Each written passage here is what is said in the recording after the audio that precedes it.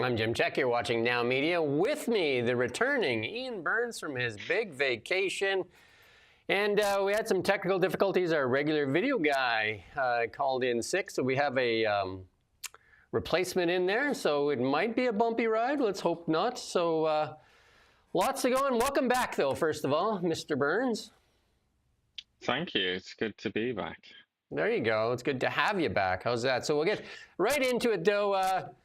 Trump making deals. Canada not on that list. Trump makes a deal with the EU. Housing starts to fall in Canada. NDP sets terms for leadership race.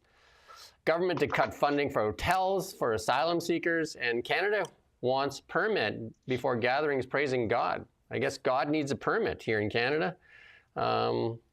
Seems odd, but hey, why not, right? All that and a lot more on The Really Big Show. Again, great to have Ian back here. Let's get right into it. We're going to play this clip first, or actually Trump announces that framework for a trade deal with the EU. And we got a little clip here from Trump talking about the deal here, if we can play this first clip, see how bumpy this ride is.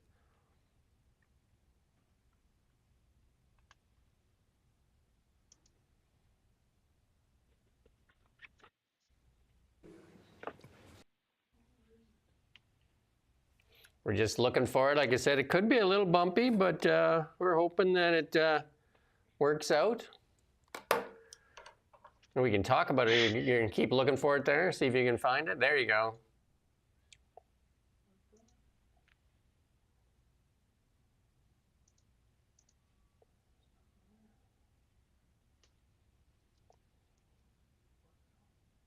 Well, you keep trying to find it. We'll talk about it a little bit. Anyway, this deal for the EU is a good deal for the Americans. No tariffs on American goods, 15% tariffs on European goods, a 15% tariff on European goods, other than copper and aluminum, which stays at 50%. Plus, the Europeans are going to buy $750 billion worth of energy from the Americans. And they're going to buy military equipment as well. I mean, what a deal for the Americans. And Ursula there, sitting there a little uncomfortable, but said it's a great deal. Well, yeah, and using Donald Trump's language, talking about how there's a big EU surplus with the US and how it needs to be fair, needs to be balanced. Talking about what a great deal it is. I mean, it's a humiliation, is what it is. And there's another aspect to it that you didn't even mention that, which is 650 billion US dollars of investment in the US. I mean, it's almost punitive, isn't it? It's kind of, for the first time, a president, or since the Second World War anyway, a president of the US has kind of formalized this relationship that the US has with Europe and has had with Europe for 80 years, which is essentially master. The US is master of Europe, and now it's on paper and it's out there and it's formal. Any luck with that clip there? Okay, so you tell me when you got it. Yeah, so that deal, you can tell it's a good deal, a lot of people saying, because the French are pretty mad about it, and a couple other countries in Europe are mad about it and say that the Europeans got nothing in exchange. And but Ursula says it's a great deal. Well, they got less than nothing. They got punished. You know, they must pay a penalty. They now have to pay a 15% tariff just to access the US market. They've also, which hasn't even been mentioned, but part of this deal, an unmentioned part of this deal, is the new NATO spending target of 5% of GDP. Yeah. And the energy situation, I mean, lest we forget that at the very least, the Americans connived in the destruction, the greatest act of industrial sabotage in the history of the world. They connived in the destruction of the Nord Stream pipeline, which was Europe's great effort to try and be kind of somewhat energy independent. The Americans, you know, to what extent we don't really know, but they were in some way involved, or at least connived and approved of the destruction of that pipeline. And now, in the wake of that pipeline, since that's no longer possible to source their energy, they're shipping it over the Atlantic from the Americans at enormous expense, which not only is money directly to the Americans, it also reduces the competition from the Europeans, because the Europeans just can't compete with America now as an industrial power. It's Yeah, one. they've almost won. They've almost won too much. It's almost too big of a victory. And I know it's a stupid thing that Donald Trump said, isn't it? It's like, you're going to get tired of winning. I wonder if, in a more profound sense, the Americans will actually suffer, because this is too much of a win. This is like crippling to the Europeans. And the Europeans are ultimately the only true friends the Americans are ever going to have in the world. Everybody else is a friend of convenience. So I sort of worry that by degrading the Europeans to this extent, the Americans actually might come to regret it, because they'll lose their best bud, similar Yeah, to so what they're doing with Canada. one of the reporters asked after hearing the details of the deal, and says, "What are the U.S. concessions? What is the U.S. giving up in the deal, if anything?" And then Ursula said, "The starting point was an imbalance, a surplus on our side, and deficit on the U.S. side, and we wanted to rebalance the trade relations. We want to do it in a way that trade goes on between the two across the Atlantic, because the biggest economies should have a good trade flow between us. And I think we hit exactly the point we wanted to find." And she said, "This is a world-class deal." It is a big deal. And, definitely, I think a lot of this has to do with the American military and the Russian situation. I don't know if America would be getting all these deals if Russia was not an opponent of the Europeans right now, or something that they definitely need that American military machine. And that demonstration with Iran really showed how strong that American military is. You're right, though. It's Russia. Russia's. If you want to know why this is happening, it's not just Russia, but to a very great extent. The longest chapter in the story here will be titled Russia, because so much of this relates to Russia, and a lot of Europeans the particularly large-brained Europeans, and particularly in Germany, knew this all along, and that's why the Germans were so reluctant when Vladimir Putin went in for real in 2022. That's why so many Germans, especially in the sort of elite and in the industrial sector in Germany, they were so reluctant to make this into like a full-blown war and to kill all trade with Germany, because they knew that this would be the result, that they would cease to be an independent economic power, an independent power of any kind, and that they would be completely enslaved by the United States, which is exactly what's happened. So a lot of Germans were saying, yeah, look, we hate Putin, we hate Russia, but this is the only source of energy that we have really in the world other than the United States. We kind of have to do it. We have to maintain this relationship with Russia no matter what. We have to go ahead with the pipeline. But they were defeated in the argument. Can you change the slide? Yeah. And the end result is, the Europeans were already not really very independent, were they? But now they're just pathetic. They're just on a very, very tight leash and completely controlled by the United States. Yeah, so we're trying to get some videos going here, but they just got a call from somebody that's going to try and help us here. And then the French Prime Minister slammed the EU-US trade deal as a submission to Trump, and there's a few other nations in Europe that are calling this deal, not a great deal for the EU.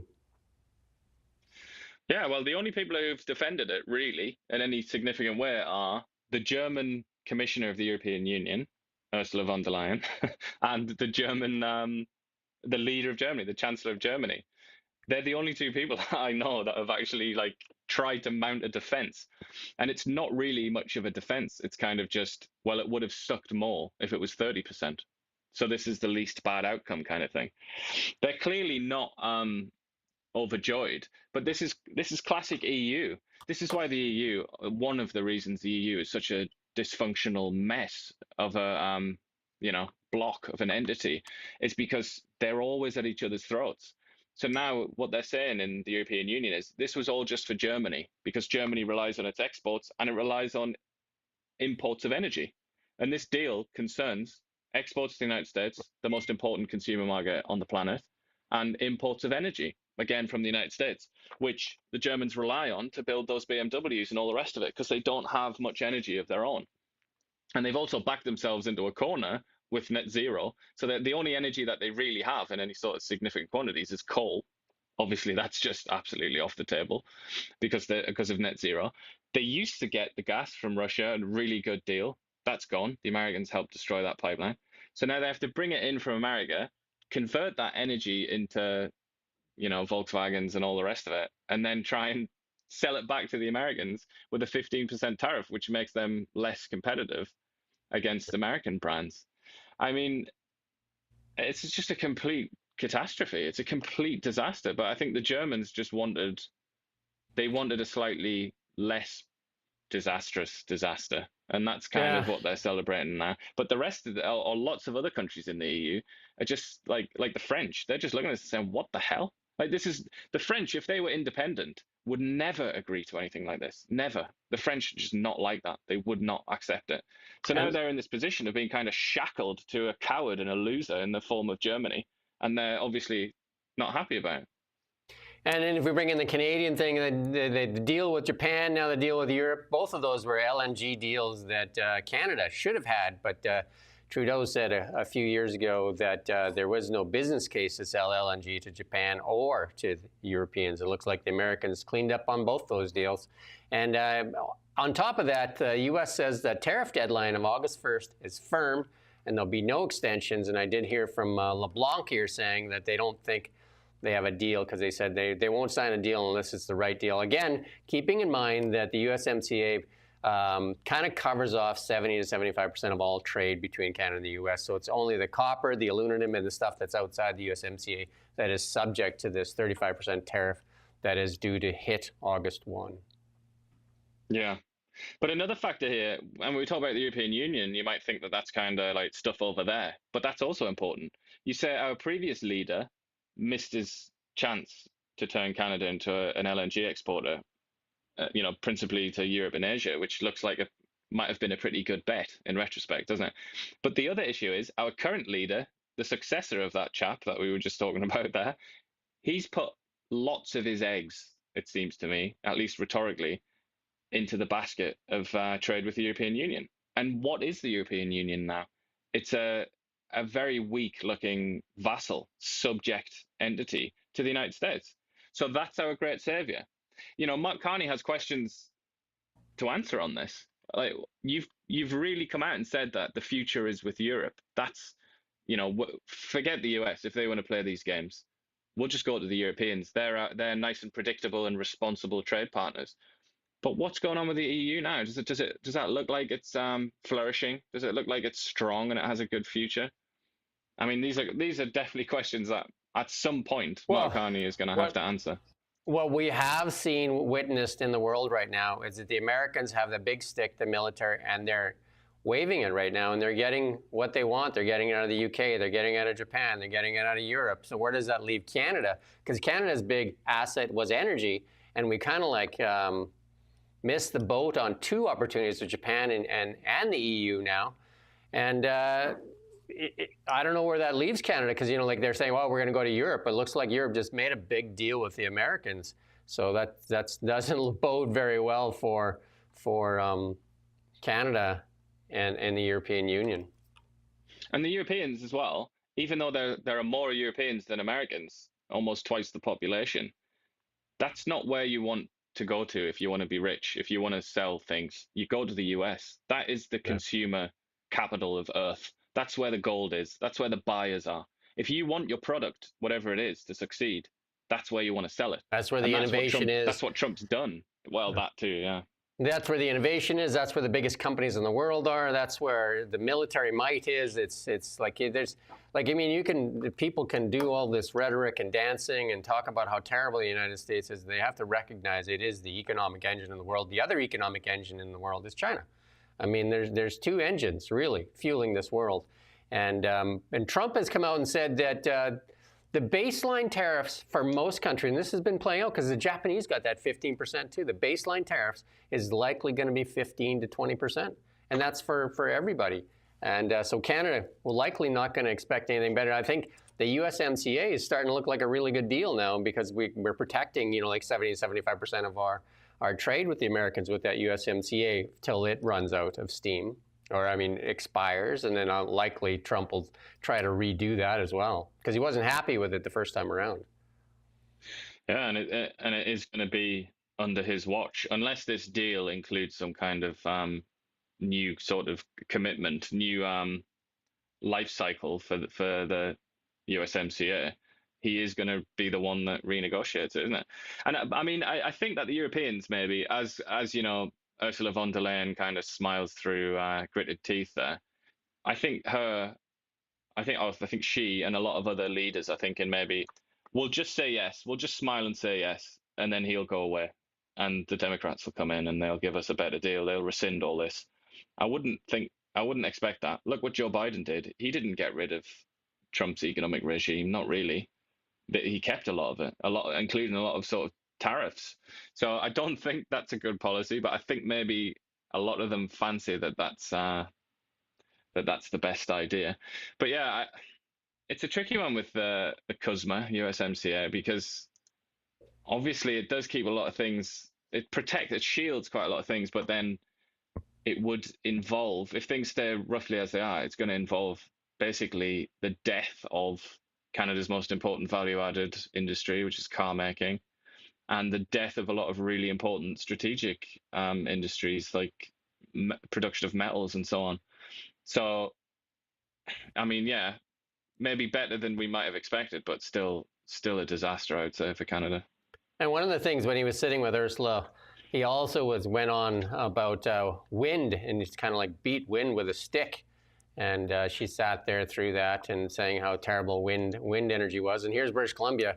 We're investing. That is what we're spending our energy on, is in wind right now. I mean, I think wind has a place, but Trump not a fan of wind. So, but Again, Germany he did was it today with in Scotland as well. He's talking about how bad it is. the Germans went big on wind, though. If you've been to Germany, you see those big wind turbines all over the place. They kind of look like these huge monoliths, right?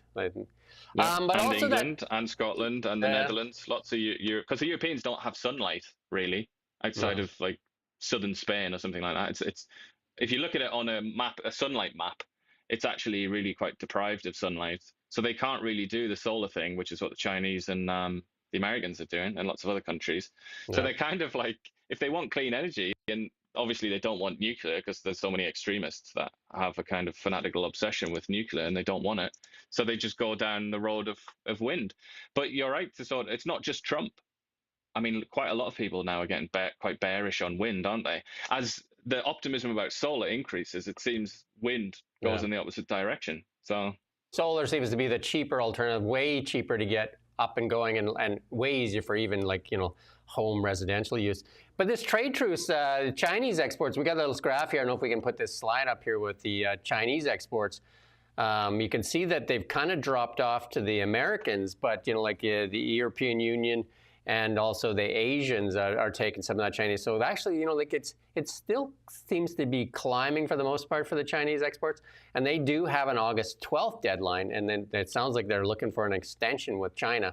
So they are in talks right now in Stockholm today, aiming to extend a truce and avoid that tariffs kicking in.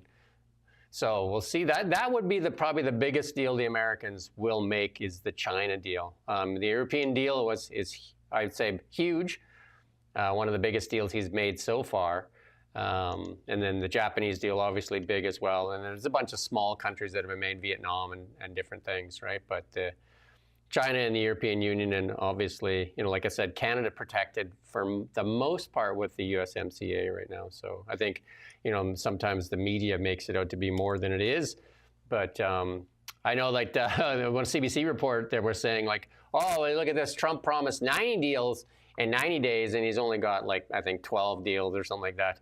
But he also said every one of those tariff letters that says 35% is a deal. That is the deal. So, I mean, he could say that, right? yeah, I mean, the dust is yet to settle on this. I mean, we're going to talk about that CBC article, which is a question about like, what does this actually mean? But I think the dust is yet to settle on the whole economic regime that Trump's put forward. I also, a lot of people in the DC community, if you want to call it that, in the DC world in Washington there, a lot of them are saying that this is definitely bluster from Trump because the Americans literally do not have the personnel to negotiate these deals. Like it's laughable. So these are threats that are kind of quite hollow at the minute. But I don't know. I mean, we all thought or many people, Financial Times and all the rest of them, Bloomberg, they all thought the economy was going to detonate and blow up, didn't they? They thought it was they thought it was the Markets, end of the world economy, and that hasn't markets come to are pass. all-time record highs. Kevin O'Leary was on CNN. They were trying to say that Donald Trump has ruined trade in the world, that the economy is all going to crater, and he says all-time highs, and it is. The market has voted with it's all-time highs. Bitcoin all-time highs. Markets all-time highs. Like, some of the metals all-time highs. Gold, everything seems to be at all-time highs. And this article here. The CBC asked how long the U.S. economy will continue thriving despite warnings from experts that the Trump tariffs probably would spread uncertainty. According to the broadcast analysis, most firms and consumers have been sheltered from the worst economic impacts of those tariffs, but the situation might not persist forever. And I think you were alluding to some of that and saying, how long does the winning last? Because right now, that was part of his campaign. There's a bunch of videos that he ran when he was campaigning. He said that, the America's going to win, win, win, win, win. Sound like a Charlie Sheen commercial. And then he said, we're going to win so much, you're going to get sick of winning. And to the point, some people are even in the United States are starting to apologize for all the winning that's going on, right? Like, and I think you kind of said that too. Like, we've won so much, maybe we're winning too much, right? Because, I don't know. There's a lot of winning going on. If you win in battles against your allies, that doesn't necessarily make you stronger at the end of the day, does it? If all this was America winning against China, or even kind of like frenemies like India, who not necessarily friends, but not necessarily enemies either, maybe that would make sense.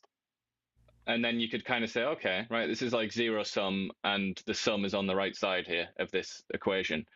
But I don't know. I do feel like this might come back to bite the Americans. There's a reason the Americans spent so much money on the Marshall Plan and other schemes, and NATO, as our American heckler in the comments there is alluding to. There's a reason the Americans did this. They did it for their own prosperity. They didn't do it because they had any sort of love for, Japan or France or whatever. That's not why they helped those countries after the Second World War. They did it for themselves, and it worked quite well.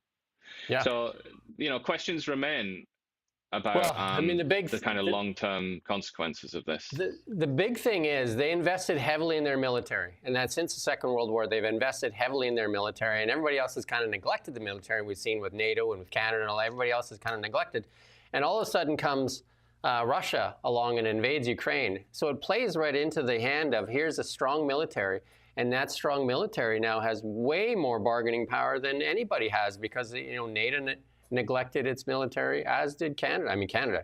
If NATO neglected its military, Canada's been absent on the military front. Well, Canada's, traditionally is at the absolute bottom of the pile, and when it comes to NATO countries, it's basically the worst student in the class. Yeah, and that's been the case for years. And then the intransigence of Justin Trudeau, when he was during the first Trump presidency, but also during the Biden presidency and the Obama presidency, actually, the tail end of that, he was repeatedly being slapped by the US president, saying come on, fix this, and just repeatedly denied. He just no, I'm not going to do it. And we've talked about this many times, and our American friend there, I don't know if I don't know if she's heard us talk about this before, but there are obvious reasons why Canada might drag its heels on this, because Canada is basically a vassal of the United States, and America protects Canada for America, not for Canada. They don't do it. They don't have any love for Canada. They don't sit there and worship the statue of a Mountie because they love Canada. They do it because that's their hat, and they want to protect their hat from China and Russia and all the rest of it. That's why they spend money to protect Canada.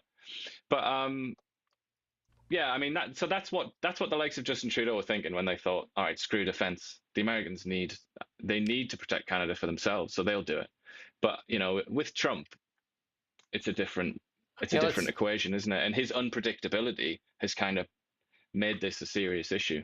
Let's turn our focus a little bit back home here. And Mark Carney makes the Confederation Bridge 50% cheaper, saying tax cuts will stimulate the economy.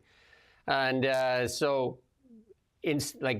deals being made all over the place, energy deals. We don't have anything yet from the Carney Liberals that I know of. I mean, you can tell me something, but other than the strong border, whatever Parks Pass we got, like the coupon, we got a coupon, and now we got the bridge toll from 50.25 to $20. So there you go. And says that Canadians pay too much tax. And then we got this next picture here that I kept here, and to show you that, yeah, what do you think? You think we pay too much tax? This is the average Canadian family pays 42% of its income taxes, more than the necessities of its life, more than food, clothing, and housing combined.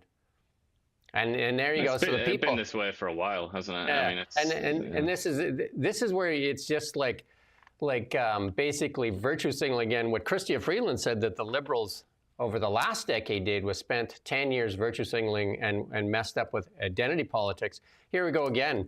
This is the deal we get. We get I mean, great for the PEI in New Brunswick, but I mean, what does that do for the rest of Canada when our taxes are 42% for the average family? And where's the deals? Yeah. Well, Where's I feel the like beef? this is a good little graphic, and it kind of hammers it home, doesn't it? But I feel like it would be interesting if you put that side by side with the graphic representing annual expenditure from the federal government, and you look at what is, I can't remember exactly where it is, but I think it's about number 3, which is interest payments, debt. Yeah. So paying off the credit card, the minimum payment on the credit card. We're in a pickle. Yeah. So in other words, to phrase it differently, you're being taxed like that. You're being choked till the money falls out of your pockets, in part at least, in considerable measure, to pay for interest on loans, because the federal government continues again and again and again to run a deficit, and Mark Carney is committed to a deficit, which means, I mean, I'm not trying to patronize anybody, just in case you don't know what I'm on about, which means that they're spending more money than they're raising in revenue. And the only way to do that is through debt. And people like Mark Carney, these wizards, these economic wizards who fancy themselves to be the absolute sort of masters of the universe, they say, no, actually, you're stupid. That's a really good thing for us to constantly run deficits. That's the best way to run an economy. And the Americans, but, you know, when you look at things like this, I think you're in a good position, and you're completely, you know, you're free to question that, because many people do question that. And the sad thing is, our biggest asset, and you and I have talked about this forever, ever since we started this show, our biggest asset is our energy and our resources. And the Americans just ate our lunch money twice. They took our lunch money twice from Japan and the European Union. They made those deals when Trudeau said there was no business case. And instead, we gave that MOU on hydrogen. And again, I don't know, where's hydrogen at? Like, where is it at? Where's the beef? Again, go look at Ballard's stock chart there, and you tell me where hydrogen's at. We're going to sell them hydrogen. Why did they buy all that LNG from the Americans if hydrogen is the future? That's a good question. It's not just hydrogen, though, is it? It's also what we were talking about a few minutes ago. It's hydrogen generated by wind. It's like the ultimate loser basket of energy. But I don't know. Maybe they'll make us all look stupid, and it'll be a great success. But I mean, if they could make us look stupid, I would be happy with that. But the sad thing is you know, the talk lately. Where's the oil pipeline? Where's the oil pipeline? And now it sounds like we're not going to get anything unless everybody agrees to it. And you know what? How is that going to happen? We can't even agree on it. You know, like simple things. Never mind that. And then Holly Donald Blacklock's put out this story. You know, one of the big things that the Liberals ran on was they were going to double housing. They're going to double housing from you know, 250,000 a year to 500,000. Well, here you go. Here's the CMHC saying no. It's likely to fall this year. Actually, the housing starts will fall this year, and that's from CMHC. New construction is slowing. I mean, interest rates, you know, the economy. Developers remain cautious. Financing is tight. And housing starts last year totaled 367, and now they're predicting a decline to 833 this year. And they targeted a minimum of 500,000 annually, right, to meet the targets of the Liberal target here. So rents and mortgage expenses so high in Canada, a typical household loses 52% of the income to shelter costs. That's after the taxation. And, you know, like it used to be 38% of your salaries went to housing. Now it's 52%. I mean, we have so many things that are just bad for people in Canada right now. And so this is the big one. So how are they going to make it up, though? Yeah. That contradicts the Fraser Institute, doesn't it? The Fraser Institute had that as 22% on housing. This is 52, which kind of highlights how you can mess around with the stats a bit, but it's nonetheless it's an enormous proportion of the typical income, isn't it? How are we going to make up for that if the Liberals are promising 500,000? I think that target was over the next 4 years or whatever. Like, I mean, that means you got to do like a lot more in year 2 and 3 and 4, right?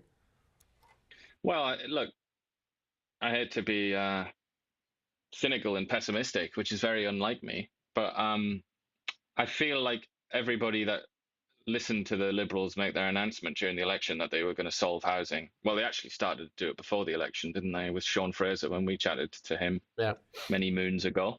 But I feel like all the people that came out and said, this is ridiculous, no way is this going to work. It's not even, builders came out and said, we literally don't even have the physical materials to make this happen. It's not going to happen. I feel like maybe they were right after all, because it just... Realistically, do you think that are they going to knock out like 600,000 homes or whatever would be necessary to make up for this shortfall?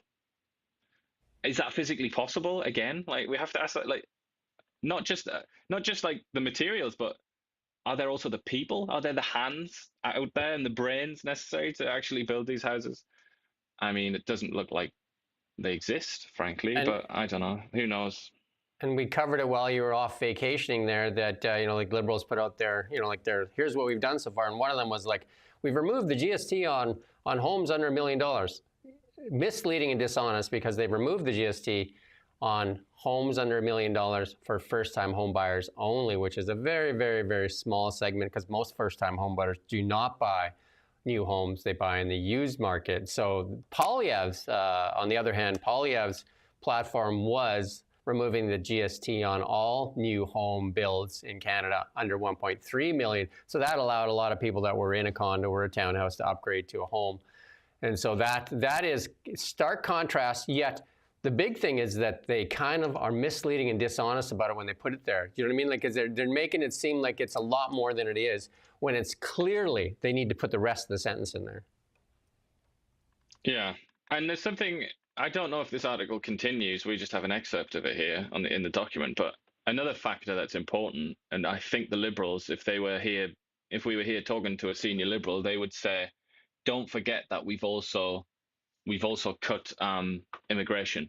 So there's going to be an easing on the demand side, but the immigration's still high. Yeah. And not just that, but there is a huge, talk about demand. There is an enormous built up demand of people who are now getting into their 30s and 40s and even 50s who have wanted a home for many years but haven't been able to buy one because they're too expensive. That's also demand. It's not just about immigration. So, but I mean, this doesn't mention that here, but that we know that, don't we, that's associated now with an easing off in prices, particularly in places like Toronto. But the extent to which that's going to solve this problem remains to be seen.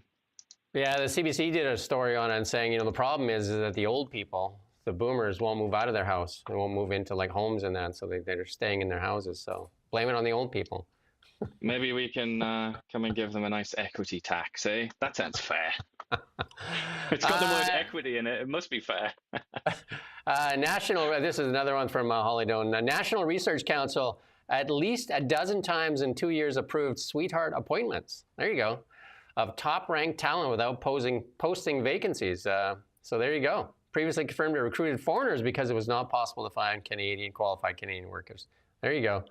More from, the Canadian government. Canada first, really, if you look at that. I'd say that's what that is. But I mean, not to be cynical and cheeky, if I'm going to be honest, I would say this probably is Canada first, isn't it? This is actually probably ultimately a good thing. If these really are like giant-brained genius types who we need but don't have domestically, then great. Like this is what a lot of people, when they talk about immigration, this is kind of what they think of, and they go, yeah, great. But I mean, obviously the problem being highlighted here is that they didn't even advertise these jobs, which is raises questions, to say the least. And then here's something, just a side note. Rogers asking their employees to work in the office full time. Uh-oh. What happened it's funny, to... Because there's also a poll just came out, and I think it was Ipsos or somebody, I actually can't remember, but one of the big poll polling companies came out and said the majority of workers want to work at home. So that this sort of disagreement persists. I toured one of the facilities of Rogers, and they built a brand new facility, and it was dead empty. I mean, I went in there, walked through there, took some photos and that, and it was like completely vacant. And it's been sitting that way for a few years now. Well, a lot of employers were happy about it at first, weren't they? Because they thought, great, like we'll save money on rent and all the rest of the things that we have to pay for to have workers in the office. Well, but, productivity. Yeah, I think now maybe not so happy. Yeah, because I mean, we did that story last week though too. That federal employees, some of the biggest Netflix streamers, binge watching. So now they blocked it on all federal employee laptops and that, so you won't be able to binge watch. You have to watch it on your phone, I guess, or something. It's a classic, isn't it? It's like something comes along and then a minority of people abuse it and then destroy it for everyone else. And then, I mean, you can talk about like all the rules when you want to go flying. A tiny minority of people made that so hard and miserable, didn't they? Just to get on an airplane. Another one is that's doing the rounds on Twitter. I don't know if you've seen the conversations about this, but it's like abusing return policies. Companies like Amazon. Costco, the small minority of people that Home abuse Depot, these. yeah, Exactly. You abuse that, and then at the end of it all, we can't have nice things because of people that abuse something. Lululemon had a great return policy, as does Costco, as did a friend of mine worked in Home Depot in the accounting department. What people would do, it was so lax in the beginning, what they would do is they would go pick up a power tool and then walk to the returns counter and say, I lost my receipt. And they would give them the money. Do you know what I mean?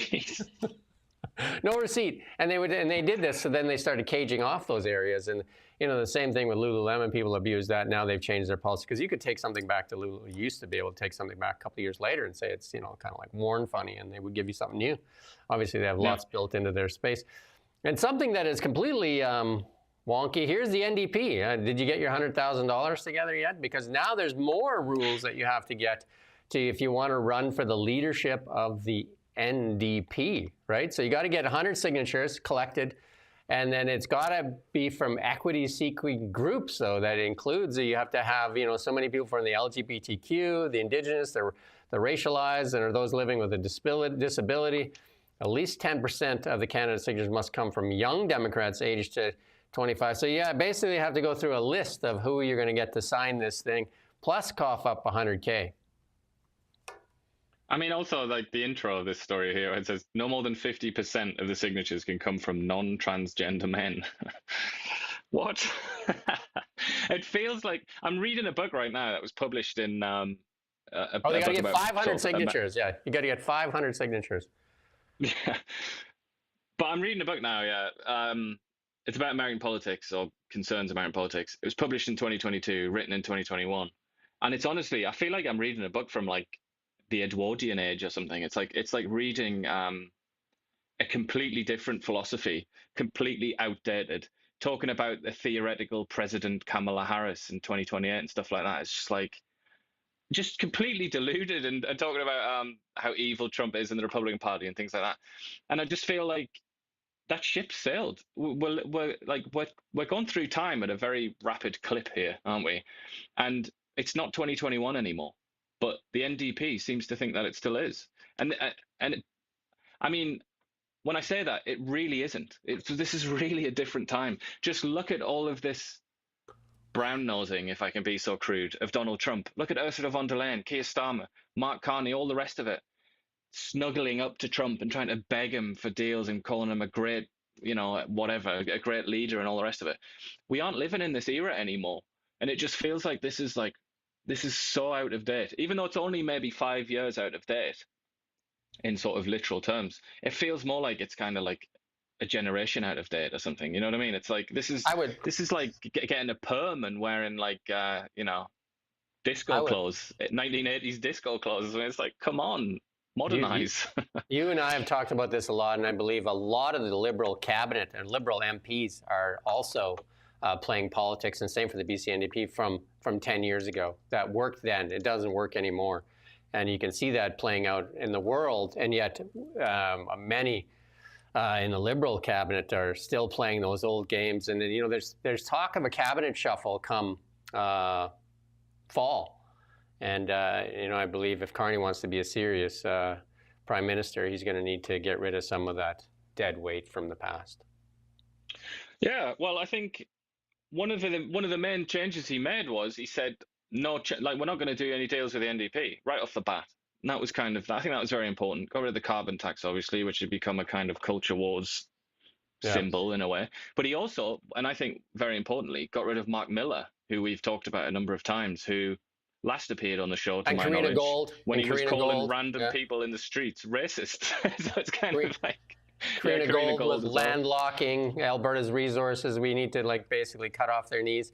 And then this other thing here, the trucker convoy thing, we talked about that they're not going to do the sentencing now till the fall. And the Royal Bank debanked the lawyer, one of the lawyers for the Freedom Convoy, Eva Chipwick there. And then, some people are calling her out, calling her brain dead. So she's saying, well, I'm collecting receipts and obviously in court for some of these people, right? So there you go. Religious hillbillies. It's not very nice language. That is a Dean. But also, I mean, in that case, very controversial, isn't it? Because of what the Crown is seeking there. The jail time that they're seeking is, I think, shocked quite a lot of people. Yeah, it's crazy. And then this other one, the federal government is going to stop funding hotel rooms for asylum seekers in September, at the end of September. They've spent $1.1 billion on this already. And Doug Ford, you were away as well. Doug Ford says that the problem is not of the asylum seekers. The problem is with the federal government not processing work permits. And he said that Ontario is going to do its own work permits. And obviously a lot of groups in Ontario, labor groups, that say with higher unemployment in Ontario, you're going to put all of a sudden 100,000 people into the workforce, which is not going to be good for the youth, because it's usually they're going to be at the lower end jobs. So, I mean, we already have high unemployment youth. And so a lot of pushback there as well. Yeah, and I think rightly so, when you think that Doug Ford represents himself as like a man of the people, famously gives out his cell phone number to just basically anyone and says, like, text me, and answers texts, or used to anyway. That was one of the things that he famously did. And also comes out and like talks about how bad judges are because they don't give long prison sentences to criminals and things like that. It's like, if you're a man of the people, then you wouldn't really do something that's going to benefit monopoly man, would you? And bring down wages, which are already low. And when unemployment, as you say, in Ontario, it's like 7% or something like that. But for younger people, it's closer to 20, 25, isn't it? It doesn't make a lot of sense. And talk about being out of date. That really does seem out of date, doesn't it? As a political move. But this thing, by the way, just a word on these hotels. The first question to that, this headline is, federal government to stop funding hotel rooms for asylum seekers. I feel like your first question should be, they were funding hotel rooms for asylum seekers? Like an outrageous question. $1.1 billion. $1.1 billion. Because you have to remember, asylum seeker is not synonymous with the word refugee. Asylum seeker is similar to a word or a phrase such as, I don't know, job applicant or something like that. It's somebody who's applying, it's somebody who says they're an asylum seeker. They're seeking asylum. They want to be a refugee. Doesn't mean they are a refugee. In many cases, as we know, they're students from places like India who've got a catering degree from a university nobody's ever heard of, overstayed their visa and said, I can't go back to India because of reasons. I'm bisexual or something like that. They invent a lot of, many of them have been accused of inventing reasons to do it. But another factor here to bear in mind is, have a look at England, which Mark Carney is very interested in and has a strong relationship with England. Look at what's happening with their, because they're doing the same thing in England. They're paying for hotels. And there are now, I mean, it's pretty much every week now, there are protests, but big demonstrations. The government in Britain, I think, is a little bit afraid of what this could mean. I think they're afraid of open violence, as happened last summer when those children were killed at the dance, the dance class. They're scared that this could actually boil over into real sort of street violence. So I feel like maybe the Canadian government is looking at that and saying, we don't want that for us. So let's nip it in the bud. And Daniel Smith has put this out there because the government has actually invited grandparents of immigrants here to apply to get their grandparents to move here. And a lot of people are pushing back on that, saying, well, I mean, we already have stressed healthcare. stressed, like access to like inflation's going up higher, like, and they're just like, how is this? And then also another invitation went out to the LGBT community in the world, and say, if you're, like, suffering from whatever in other countries, you can come to Canada. And I don't know how they police that as well. Doesn't make much sense to me. Also, but hey, another controversial one is the Gaza scheme to bring in. I mean, it's last I checked, I'm pretty sure it's still true. It's 5,000 applications, but that can include family members, and that can also include when you get settled status. There's something called chain migration, where you continue to bring family over. A lot of people are concerned about that as well, and it's not because they're hard-hearted. I don't think Canadians are probably the most generous people on the planet. As are Americans, actually. That's not the reason. I think it's more a question, kind of like, is this good for us? Is this actually good for Canada at this time? And I think a lot of people are saying, no, it isn't. And I think one of the things a lot of people are saying, they say, that the Liberal government is saying, we're closing the front door on immigration, we're cutting it down, and then they open up 3 side doors. And you're just like, okay, so that doesn't make a lot of sense. I think that's the main pushback. We're saying we're cutting back immigration, but here's these 3 other doors you can come through. And what's that going to sound? Back to Doug Ford there. What do you think that sounds like to people who are maybe their visa's about to expire and they don't want to go back to wherever they're from? And they think, all right, well, maybe I'll just overstay the visa. Like, there's no real system to catch me. I'll just not leave. And then Doug here is going to fight my corner and make sure I can get a work permit. And then Bob's your uncle. I'll stay. I'll be a citizen. Like, that's obviously going to encourage people, isn't it, to overstay their visas, or to come in over the various borders that they can get across. We're going to try and speed this up. We're going to miss a couple of things here, but because we've gone on. But the big story in Canada is this Sean, this Christian singer. Like there's so many things out there. He's testing. He's saying that he's testing to see if it means anything in the Canadian Charter of Rights, because he said that he's led worship and preached in Africa, Middle East, and never had to face the persecution he's facing here in Canada. And we do have this clip here from Daisy Media here, that when a CBC reporter asks if he has a permit to have a service in a church there. We're gonna go past that one. I'm gonna see if we can get a video clip going here. Next, there you go. If you can play that one, that'd be great.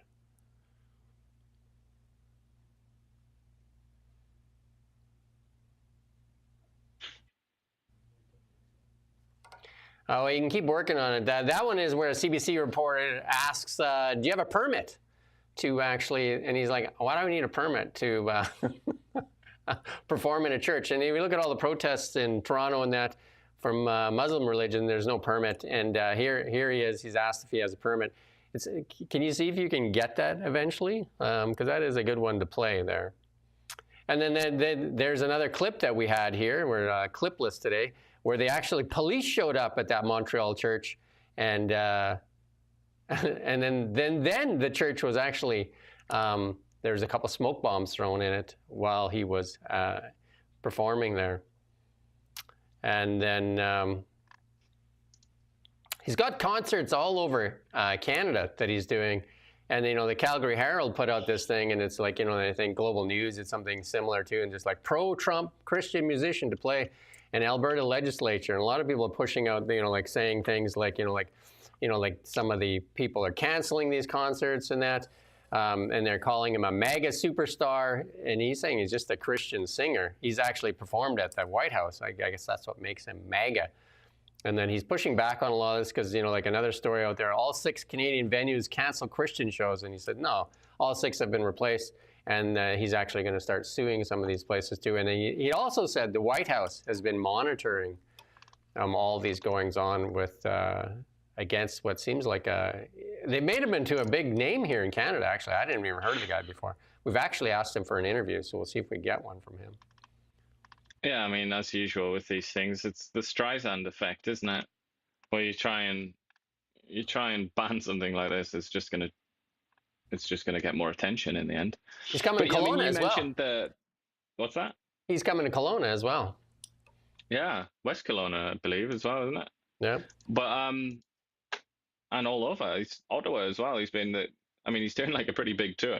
But you mentioned it, sort of Islam and the obvious double standard here, which is that, if this concerned an Islamic speaker, or if not even just Islam, any other religion really, I would say Hinduism and lots of other Buddhism, you could almost guarantee that the approach to it would be very different. I think a lot of people in government, in the sort of establishment, for want of a better word, like CBC, they feel very, very comfortable, very at ease with criticizing Christianity and pushing back against Christianity, because I think they consider it familiar. It's almost like a part of themselves, and they know all about it. And it's like, okay, we can attack Christianity, but they don't know about other religions, so they feel uncomfortable, and they worry that maybe they're racist or something like that.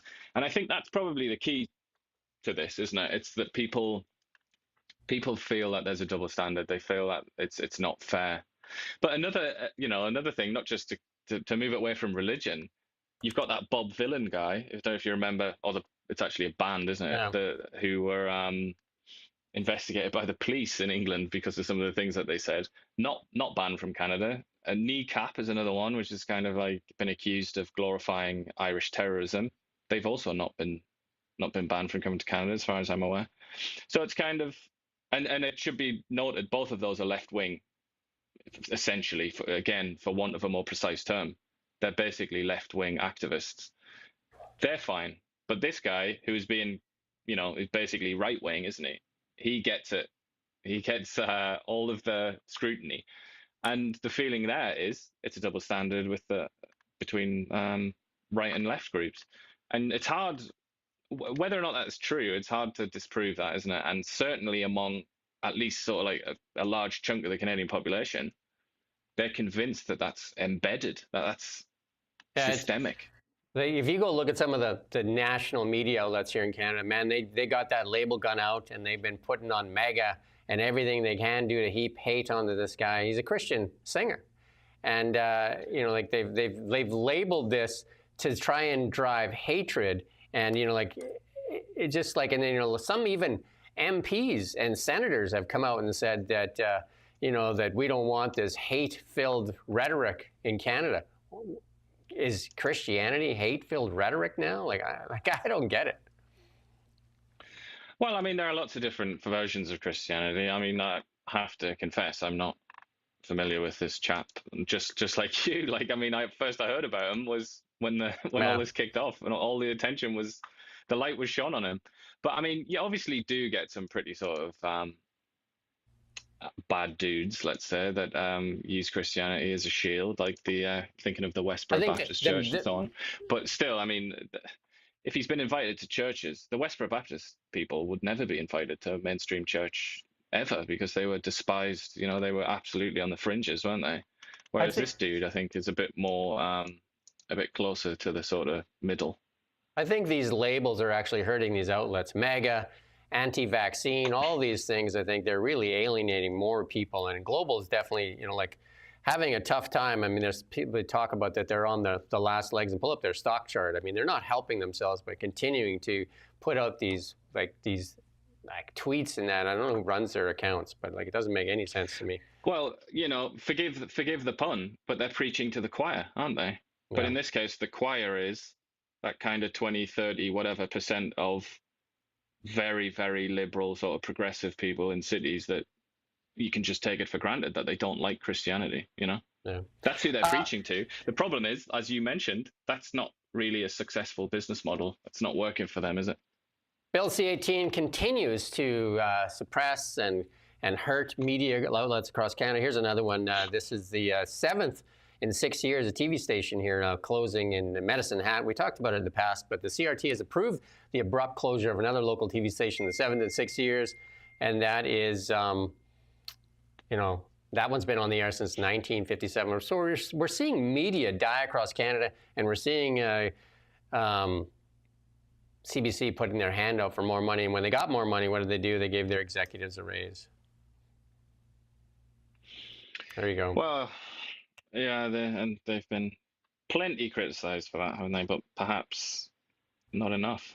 And this is a Global TV executive says in 2022 testimony, said the network was on the brink due to mounting losses, and they continue to take money from the government as well. But the thing that bothers me the most about, like you just said, 20% of Canadians feel that way, but these outlets take money from Canadians, all the taxpayers, every one of them, CBC.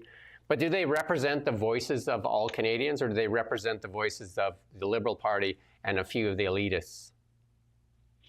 Well, I would love, and I'm being serious here, I would love to have a proper long conversation with somebody that did argue that said that that CBC particularly represents all viewpoints. Because my experience of CBC, and I sort of consume CBC content every day, is that it's quite clearly a progressive news outlet, which it's not necessarily a bad thing. The bad thing is, one, that we all pay for it, and two, that they pretend to be a news outlet for everybody, which is not really true. We're going to move on to international news. We're going to try and quicken the pace here. And this was Jensen Wang, the CEO of the biggest company in the world now, NVIDIA. And he said the one thing that America has that nobody else has, and in this global AI race, and that is Donald J. Trump. And he says the reason that is because he's pro-energy, any kind of energy, and he's also pro-innovation. And he said nobody else has that advantage, and that's why they're winning. And that is pretty strong words from Jensen Wang there. And there's no denying it, that they are winning in so many different ways. And yeah. And then this one here, this is we were going to play this clip, and this was a guy that was fired by the Biden administration because he exposed DEI in the Pentagon, and so he was fired at that point. And now he's just been confirmed as the Undersecretary of the Air Force. So there you go. DEI, again, those politics are dead in the United States as well, and dying in many companies too. Many of those policies are now dying across many companies now, in some of the biggest companies in the world. And then this is the experts are furious. Stunning Wall Street Journal data finds a surge in Americans' perception of the Trump economy, and it's up 23 points. And the trade deals we talked about in Japan, Philippines, Indonesia, United Kingdom, Vietnam, China, and then now the EU gets added to that list there too. And then this one I did want to play, but it looks like we can't get any videos to play right now. We have to reset the computer. Obviously, we can't reset it when we're on. But Keir Starmer, you can probably talk about this one. He was asked about by a reporter about free speech. Yeah, it's a shame we can't get the video actually, because most of what's good about this is seeing Keir Starmer squirmy Starmer. But, yeah, I mean, he's asked about, we understand this. We know exactly what this is about, because it's also on the verge of happening here. It's something called the Online Safety Act in Britain, which, people have been, I don't know if you've seen, but people have already posted, they've already posted screenshots of where they've tried to look at videos online, and it just says like, due to for legal reasons, we can't show you this video. And it's like a video of a protest about the aforementioned hotels for asylum seekers that I was mentioning. Yeah. So yeah, I mean, it's quite controversial, and it's Keir Starmer's kind of saying, he's like, this is to protect the kids. It's all about kids, which is usually used to smash things like this through, isn't it? We've got to protect the kids. When they were sitting down, it went even more so, and then they said, the reporter pressed on it again and says, you're gonna censor Truth Social, which is Trump's social media platform, and then Trump says, you better not. And they said, and then Keir said, oh no, we're not doing any of that stuff. We're not doing any of that stuff. It's just to protect the kids. It's painful to hear that. I think we're too far ahead there. Keir Starmer in Britain, and this is from a lot of newspapers, a lot of quite serious fellas. They're coming out and saying, like, there's something called the Free Speech Union over there. They're all coming out and saying Keir Starmer is the worst prime minister in the history of Britain when it comes to, which is a bit of an exaggeration probably, when it comes to free speech. I mean, that is an exaggeration. The 18th century and so on, it was a lot worse. But Keir Starmer keeps coming out and he's like, no, there's no problem. We've had free speech in this country for a very long time. And it's just kind of, the more I hear him say that, the more the more painful it is, really, because as I've said to you many times, Keir Starmer, at least when I met him, and I did quite a lot of stories on him because he was my MP for where I used to work in London. He's like almost an excessively nice chap, very, very nice man. I can't imagine anybody having anything bad to say about him actually knows him because he's so friendly and nice. But then you kind of see this coming out of his mouth, and it's agony. I think it must be very even more painful for the people that actually know him and consider him a friend and so on, because this is just We might wrong. have. It's not true. There is a huge problem in Britain when it comes to freedom of speech. It's not good enough to just say we've had freedom of speech for a very long time. That's not good enough. This is a massive, massive issue in Britain. People are really freaking out about it. Yeah. And I feel like he's not taking it seriously. I think some of these clips are really good to play, and we might save this one for tomorrow, this inheritance tax on, because that's something that you and I can probably get into a little bit here. We're going to leave that one. But Thailand and Cambodia, sounds like they're going to stop the fighting. They've agreed to stop the fighting. Again, we had a clip here, but we're not going to play it because Trump said, you're not going to no trade deals unless you stop fighting immediately. And there you go. They announced together, like, yep, nope, we're done. And there you go. Another war. I guess another group that's going to say he stopped that war in the Congo, stopped India and from Pakistan from going at it, and here's another one. I don't know. He really wants that Nobel Peace Prize, doesn't he? He's working on it. He's working it. Don't think he's going to get it. Winning, right? Winning. And then Maxwell there, friend of Mark Carney, wasn't she? Was granted limited immunity if she spills the beans, if she spills the tea. So be interesting to see what actually comes out of all that, right?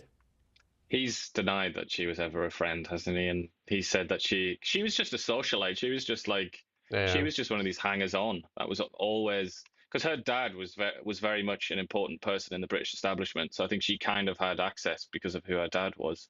Yeah. So she's, you know. Yeah, the United Nations has come out because, you know, obviously Trump has dismantled the whole climate agenda here, and then the United Nations top court has issued a warning to countries around the world that they may be held accountable for failing to address climate change under international law. It'll be interesting to see if they slap a ticket on the United States and see where that goes. Or China, or India, or Russia, or Indonesia, or anyone, basically. I mean, what a waste of time. It's ridiculous to call that a court. It's not really a court. It's like an NGO. It's like a pressure group or something. Who are they going to bully? Canada? Yeah. That's it. That's exactly right. Maybe Japan. I don't even. Japan is not going to listen right now as well. They just did a deal with the Americans. And then this one here, Piers Morgan put this out. I'm no fan of Piers Morgan, but you know, like a lot of people losing their minds that, well, a lot of people on the left losing their minds that Stephen Colbert was canceled. But we played some clips while you were gone of him promoting the vaccine many times, and he even did a skit on pushing that vaccine. There's an interesting clip on the vaccine. You got to go listen to it. The Florida Surgeon General, go watch that. And we did some stories with Holly Jones Blacklocks there. We talked about her story, where the vaccine adverse effects group here in Ottawa there, instead of like dealing with the vaccine adverse effects, they were watching Netflix and partying and all kinds of stuff, and not a great situation here in Canada. Yeah, and then just on Colbert, which is what his actual name is, before he started to pretend that his name was Colbert, I think, again, it's similar to the CBC situation. If he was just honest and said, look, everybody, this is a show for the Democratic Party, obviously. Yeah. I'm a Democratic Party activist. I desperately want the Democratic Party to rule the United States. That's my objective here. Listen up, here's some jokes about Republicans. If that's what he did, I'd really feel like nobody would be that bothered. But it was this ridiculous pretense that he was just like a regular dude and just calling it as he sees it. Kind of, it's like that's what upsets people. It's the falseness, you know, the dishonesty. A lot of the talk out there is saying that the Marco Rubio and that cutting off U.S. aid, a lot of this money is being funneled to these left-wing outlets, and then all of a sudden that's been cut off. And then they're saying that's why these things are folding. It even sounds like The View might take a hiatus, and that there's a lot of them are losing their funding, according to some sources in the United States. I mean, I don't know about that, but what is certainly true is that what they represent and what they argue for, you know, what we've been talking about here, the things that are now out of date, that the NDP thinks is like, you know, cutting edge stuff. Yeah. I think that is no longer going to going to wash. They need a new idea. They need a new package. Yesterday's politicians of virtue signaling identity politics and nothing getting done and just spending money like drunken sailors. In our BC thing here, the federal election managers privately circulated unsigned commentary ridiculing the BC's chief electoral officer for a comedy of errors in the 2024 provincial vote. And if they're calling out the provincial vote, what are they going to, how do they look at the federal election where we've seen nothing but a comedy of errors is there as well? I mean, this is a hell of a good FOI, isn't it? This is a really good bit of work from Blacklock's to find this. You know, because it's still funny to find this, because what happens whenever there's a contested election, even if it's like totally legit to contest it, and it's like very important that we do. For example, that one outside of Montreal where they won by one, the Liberals won by one vote, even though the Bloc had proof that votes were not counted that should have been counted. Whenever that happens, what do we hear? What's the first thing that we hear is, shut up. Don't you dare question election integrity in this country, because you will destroy our democracy, you dirty little Hitler. And then we see behind the scenes, they're having a laugh. They're having a laugh about how crap they are. It's kind of, once again, hypocrisy is the theme of the day, isn't it? Disclosure of election BC's mistakes has raised serious concerns about the integrity and reliability of electoral process.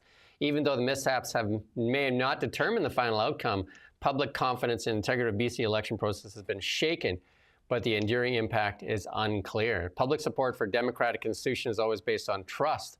Public trust is easily weakened and difficult to repair when confidence in democratic and electoral processes is undermined. Again, this is from like the feds that actually had their own comedy of errors now pointing out like, hey, you think we're bad? Take a look at these guys. But this is why, if you ever wonder why people refer to the Western world, particularly the Anglo-West, as being kind of like the new version of the Soviet Union, this is why.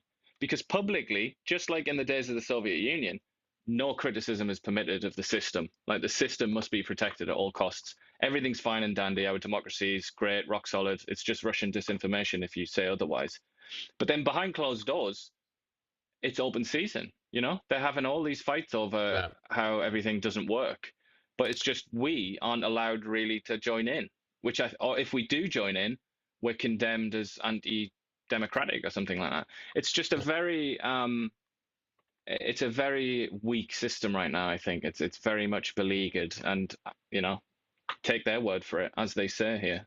Well, we can always have really good governments here in Canada if we're all not allowed to criticize. I think that would be the liberal and NDP way. If you're not allowed to criticize and always allowed to only encourage to promote and echo, then wow, would we have a great place. Yeah, or if you can just pull that whenever you fancy. If you can just pull that device, let's say, where you just say like, oh, are you sort of impugning our democratic system?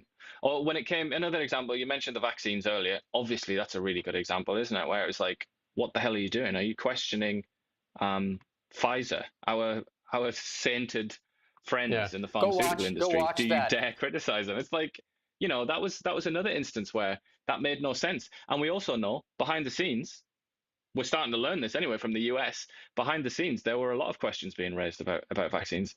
Watch that, because that's what a normal, curious human being would do. Go watch that from the Florida Surgeon General. And we just gave out 2 orders of Canada here and for our role in the COVID-19 crisis. This is Ward Stamer, MLA, talking about BC's forestry. They're putting BC's forestry sector on the chopping block. Delays, contradictory rules, constant shifting of goalposts, putting people out of work and sending investment elsewhere.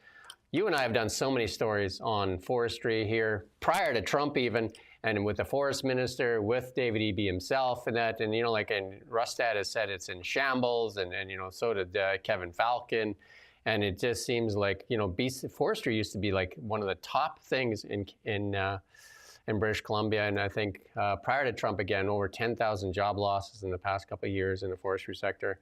And at all the same time, forestry was doing better in Alberta, because they tried to say it was all over the place, but in Alberta it was doing better. So even Eby admitted that some of the permitting and access to fiber was a problem. Canfor said that BC is just not a place that has surety, and it's not a place to do business.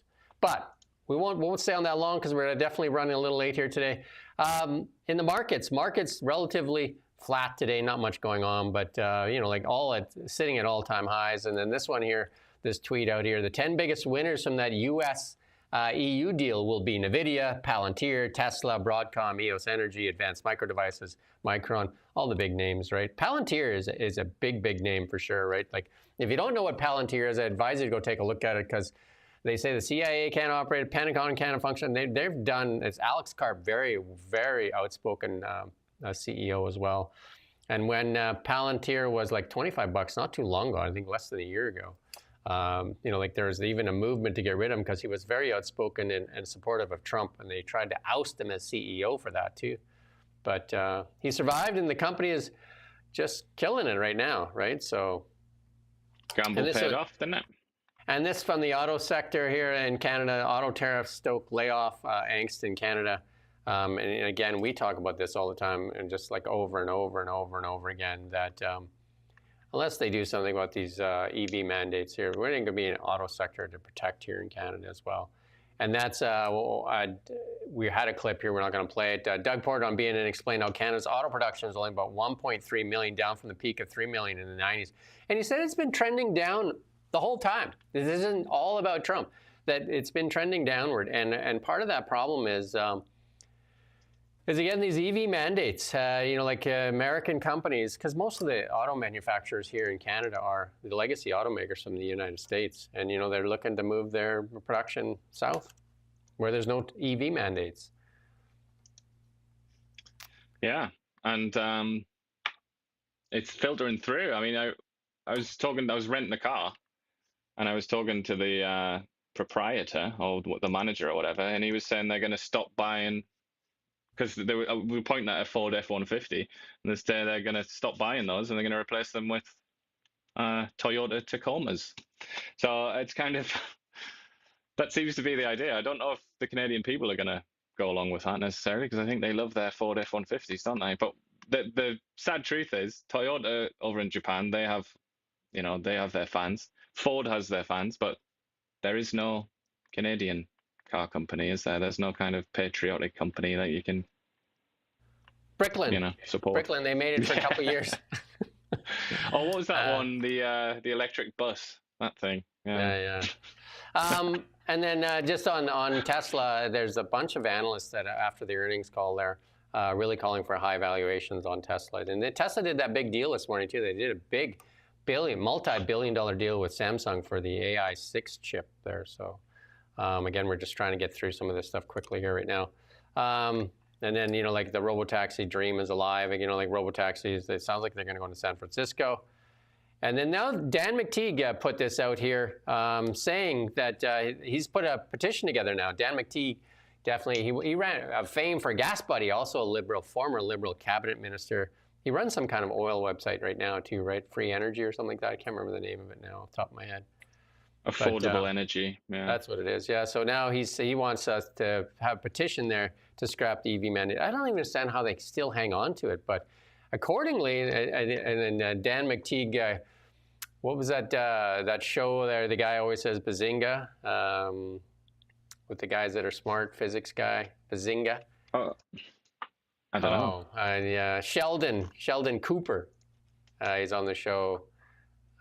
Anyway, somebody will be able to. The Big Bang Theory. The Big Bang Theory, yeah, Bazinga. And this is, they're saying that the auto industry environment minister won't relent despite calls to scrap that EV mandate. I mean, they're going to hang on to this thing just like the carbon tax till they actually have to kick some of these cabinet ministers out. But it just seems like crazy. And an AI-powered private school to continue to expand. So these private schools are opening up in the United States, called Alpha Schools, and set to open up 7 new campuses across the U.S. And each morning students learn using AI-powered tools to adapt their individual pace. So these are becoming more and more popular in the United States. Be interesting to see what happens here in Canada. Bell did do a deal with Claria this morning, I think, as well. Bell Media did a deal for AI stuff in Canada here as well. In our health section, really quickly, those paper straws that said they're better for you, and I've refused to drink from them because just think about it from your own mind. How do they get the paper to stick together? So they actually I have to use some type of glue, right? Do you know what I mean? And you know, when you're drinking out of that paper straw, how long does it last typically? Like a minute? 45 seconds. So it disintegrates into your glass, and like, thanks for the glue. I just say to the lady, if it's a paper straw, don't bother. I'll just drink out of the cup. I'm not drinking out of, like, I've had my share of glue for the day. They told me in school not to sniff glue, and I'm going to go with I'm not to drink it either. So there you go. I mean, I don't know anybody that is happy about this situation. I don't think I've ever met anybody that's like, you know, down with the plastic straws. I think most people just want an easy life, don't they?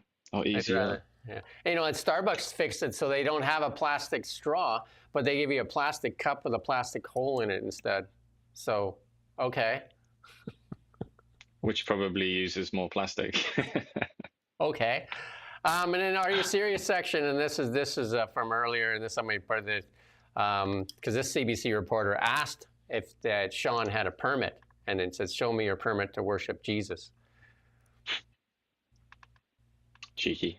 Jesus would not be happy. I don't know, neither would King Arthur at this point, right?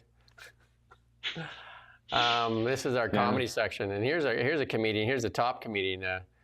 Is it true what people are saying that the judge presiding over Tamara and Chris's case never heard of the statement from Freeland before, saying, you know, basically, you know, that we need to label these people as terrorists?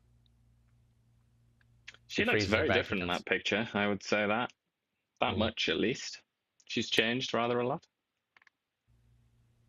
And then this was a clip we were going to play. Maybe we'll save it for tomorrow, that one there. But then this New York Post one, Democratic Party tries to pin, this one was hilarious, it was last week. They tried to pin the inflation on Trump, and then they put out this tweet that showed it, and then the Republicans retweeted it and just highlighted where Biden was the president, and then the Democratic Party pulled it down. Whoops. Well, it was an astonishingly stupid thing to do, because it literally, I mean, you can't see it on the picture. That says 2024, doesn't it? It's kind of like, come on. Trump didn't become president till 2025. And I'd say the same thing goes for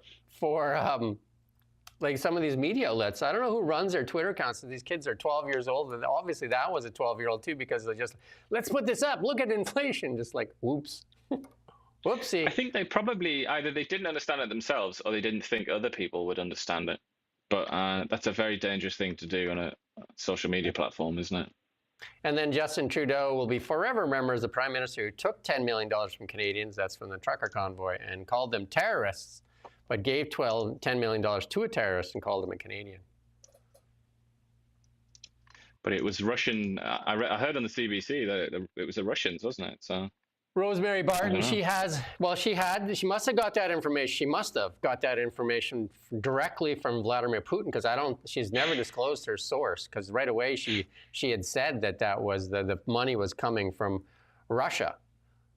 And then later changed it to, I think it was MAGA, right? And then I don't know, like, do they have a Rolodex that they go through and figure out which label to throw on them? Poor Sean here, this Christian singer here, they went through the Rolodex and they're just like, MAGA.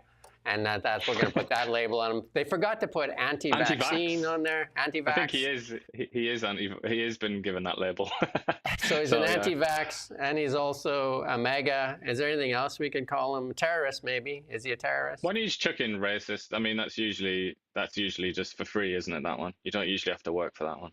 I think all the is, you just throw that on there, right? Because obviously he deserves it, right? So.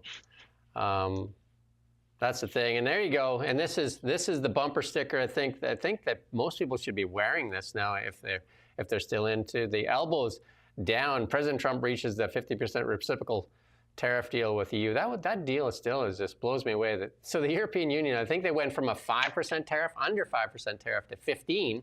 They went from, I think it was 4.5% tariff on all their goods to 15, 0 on American goods.